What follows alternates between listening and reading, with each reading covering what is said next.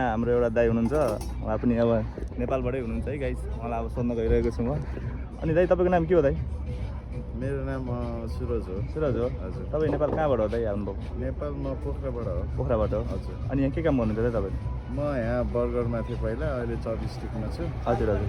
Chop चिजमा जस काम सिकिरहेको छु। हो। अनि कति रमाइलो भएको छ?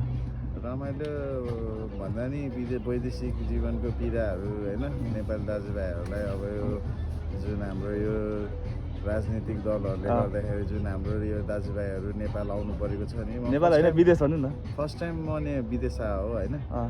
विदेशमा चाहिँ केटा हो, पैसा चाहिँ टिपेर चाहिँ हाल्ने होइन, हिजो गोजीमा दुखै गरेर दाँत किटेर माटो चाकबाट पसिना निकालेर चाहिँ कमाउनु पर्ने रहेछ होइन। त्यो गर्दाखेरि चाहिँ केटा हो बेलामा मैले तिमीहरूको अब अहिलेको युथ जेनेरेसनलाई के भन्छु भने पढाइमा दिमाग लाऊ केटा हो। जोसँग पढाइ छ त्योसँग सबै कुरा छ, जोसँग पढाइ छैन हामी जस्तै गधाले काम गरे चाहिँ गर्नु परिरहेको। अनि नेपालतिर कसको याद आउँछ त धेरै? नेपालमा मेरो छोरी छ एउटा। हजुर हजुर। अहिले 7 वर्षको भयो। छोरीको चाहिँ बेसी याद आउँछ। अनि बुढी प्लस बुढी, जीवनको अर्थ नै त्यही छोरी र बुढी मात्रै छ। ल दाइ।